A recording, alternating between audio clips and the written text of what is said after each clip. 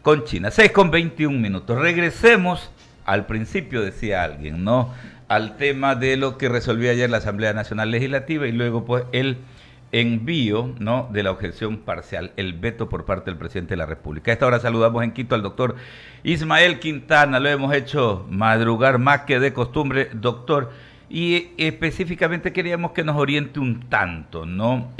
Hablábamos de los plazos, los mecanismos, las formas, ¿no? ¿Qué es lo que va a ocurrir a partir de las decisiones adoptadas el día de ayer, doctor, ¿no? Luego de que decidiera lo que decidió la mayoría legislativa, luego de que el presidente enviara la objeción parcial. ¿Cómo quedan los plazos y cuáles son los caminos que quedan en torno a este tema tan importante? Bienvenido, muy buenos días. 6:22. A ver, ya vamos a tratar de retomar ahí el contacto. Ahí, doctor. Ahí lo vemos y lo escuchamos. Adelante. Se frisa la comunicación. Está en el carro, es imposible. Sí. Tenemos dificultad. Tenemos dificultad, doctor. No lo alcanzamos a escuchar. Doctor, si nos escucha... Yo les escucho bien. Yeah. Yo les escucho bien. Okay. Sí. Buenos días. Buenos días. Buen día. Sí, adelante, doctor. Sí, bueno, yo creo que ya no es una sorpresa lo que sigue pasando en la Asamblea Nacional. Seguimos teniendo problemas para entender cómo se debe legislar y por el lado del presidente de la República, hay que decirlo con mucha decepción también, seguimos teniendo problemas respecto del lado de quien está asesorando jurídicamente al jefe del Estado. Ayer entonces lo que vimos fue un segundo debate respecto a este tercer proyecto económico urgente.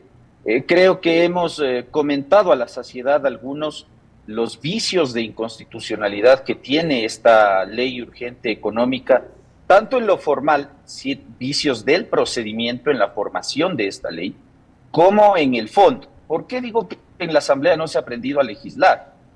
Primero porque sin tener iniciativa, violando los artículos 135 y 301 de la Constitución, es decir, sin contar con la iniciativa presidencial exclusiva para la presentación de proyectos de ley que crean, modifican o suprimen impuestos, la Asamblea decide ayer aprobar a membrete de contribuciones verdaderos impuestos, lo que viola estos artículos, con un efecto además retroactivo en la gran mayoría de estos casos para las contribuciones al sector financiero y de cooperativas de ahorro y crédito, para los patrimonios de personas naturales y jurídicas superiores a $1 billón y $2 billones respectivamente, y porque además en algunos casos estos impuestos tendrían una naturaleza evidentemente confiscatoria y discriminatoria. Eso en el fondo.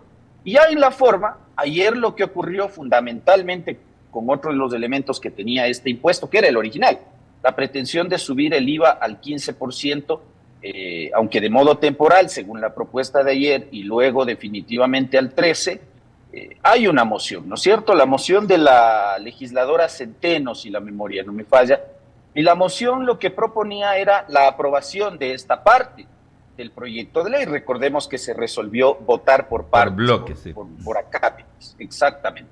Resulta que esa moción obtiene 49 votos a favor, 83 votos en contra, algunas otras abstenciones y votos en blanco. Quiere decir que esa moción de aprobar lo que tenía que ver con el incremento del IVA no recibió los votos suficientes, valga la redundancia, para ser aprobada. Ahora, ¿dónde está el problema en el proceso de ayer? Que se entendió que con eso automáticamente, y penosamente esto entiende el propio presidente de la Asamblea, el señor Cromple, que cree que el no haber aprobado la moción de la legisladora Centeno supone automáticamente, de pleno derecho, que entonces hubo una especie de negativa tácita al tema del IVA. Eso no es así. Si uno revisa el artículo 140 de la Constitución, lo que indica esa norma es que dentro de los 30 días, tratándose de proyectos de ley urgentes en materia económica, la Asamblea Nacional tiene 3 opciones. 1, aprobar el proyecto. 2, negar el proyecto. O 3, aprobarlo con modificaciones. Y esto ha sido ratificado por varios pronunciamientos, dictámenes de la Corte Constitucional. Por ejemplo, si ustedes revisan el dictamen 1-23-OP/23, la Corte ha sido clarísima en que si la legislatura no está de acuerdo con el texto, el contenido de un proyecto urgente en materia económica, lo tiene que negar expresamente. No es que si no hubo los votos para aprobar el proyecto de ley en este aspecto, entonces eso de pleno derecho supone una negativa tácita. Eso no existe en el procedimiento parlamentario. Entonces ayer entiendo que el correísmo presenta una moción para la negativa expresa y el archivo de esta parte del proyecto de ley, y al señor Cronfle no se le ocurrió, como en las épocas del correísmo, no se le ocurrió otra cosa más brillante que decir que como se estaba votando por partes, entonces no cabía una moción de archivo, porque además ya al no haberse aprobado la moción de la señora o señorita Centeno, entonces el tema ya habría quedado desestimado tácitamente, ¿no es cierto? Ahí el error de la Asamblea. Y luego un error garrafal que a mí me parece que finalmente pone en absoluto riesgo ya el proyecto de ley, es el veto presidencial, porque esto como que todo fríamente calculado, como diría el Chapulín Colorado, ¿no es cierto?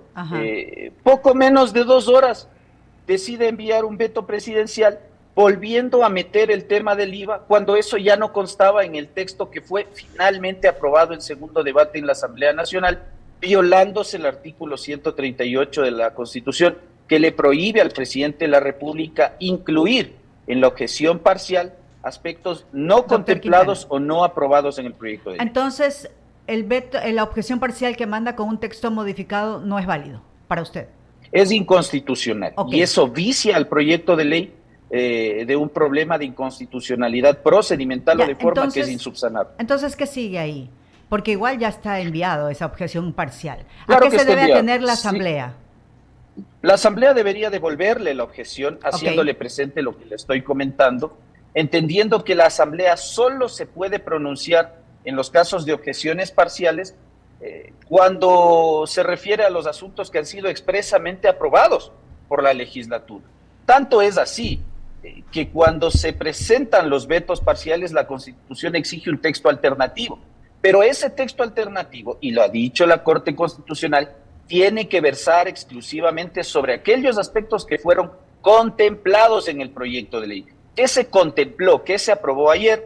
El tema del ISD, el asunto de las contribuciones a la banca, las contribuciones a las utilidades de las cooperativas de ahorro y crédito y las utilidades a los patrimonios. Se acabó. Lo del IVA finalmente no obtuvo los votos necesarios para su aprobación. Cierto es que, como les expliqué, debió haberse producido una negativa expresa, ese es un error de la Asamblea, pero eso desde ningún punto de vista le autoriza al jefe del Estado a pretender meter un asunto que ya no constaba en el proyecto final que le fue enviado desde la Asamblea Nacional. Entonces, la mecánica o el mecanismo definitivamente no tiene ese peso y la Asamblea debería negar. Efectivamente, porque la Asamblea no se puede pronunciar sobre algo inexistente. Yo sé que este tema es un juego de palabras, claro, a veces que el procedimiento parlamentario es muy confuso, pero técnicamente, constitucionalmente, lo del IVA ya no constaba en el proyecto de ley que ayer aprobó la Asamblea Nacional. No hubo los votos para aprobar la moción de la legisladora Centeno. Debió el Ejecutivo haber propuesto otra cosa. No, vamos, si es que, vuelvo al tema del 140, si es que el Ejecutivo tuviese una secretaría jurídica sólida, con experiencia y no llena de gente que está haciendo pasantías en el sector público, sabría que conforme el artículo 140 de la Constitución y la jurisprudencia de la Corte Constitucional, fundamentalmente el párrafo 63 de este dictamen al que me refería hace un momento, 123-OP/23, el presidente pudo haber dispuesto la publicación como decreto ley en el registro oficial de esa partecita del proyecto de ley, de lo que tiene que ver con el IVA. ¿Por qué razón?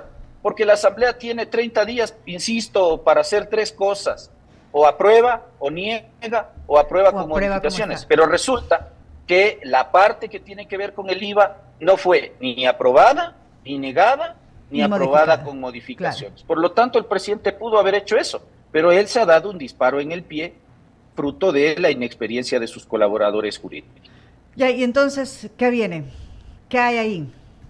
¿Se queda estéril ese tema entonces? Ahora, ¿qué vendrá? De acuerdo a su Cuando visión. vea, finalmente, ellos creyendo que en esto hacen, como decía una exministra, una alta jugada o jugada de alto ajedrez político, ellos pensarán, por eso yo le decía que creo que esto estuvo fríamente calculado. El uno negó la moción de negativa y archivo a esa parte del proyecto de ley y le habrá dicho, mira hermano, ya está este tema, tú mándanos el veto. De hecho, se nota que el veto estaba listo hasta antes de la aprobación del proyecto Ajá. de ley, porque nadie, por más brillante que sea, se lanza un veto en menos de 2 horas, eso es imposible, ¿ya? Entonces, pensarán entonces que enviando el veto le obligan a la Asamblea Nacional a allanarse tácita o expresamente a ese veto presidencial, porque evidentemente para eso se requiere o dejar pasar los 30 días para que haya un allanamiento tácito o con simple mayoría, porque no hay los 92 votos para insistir en el texto originalmente aprobado por la Asamblea. ¿Ya? Entonces con eso pretenderán que entre en vigencia lo que el presidente ha enviado en el veto. ¿Qué vendrá después? Acciones de inconstitucionalidad.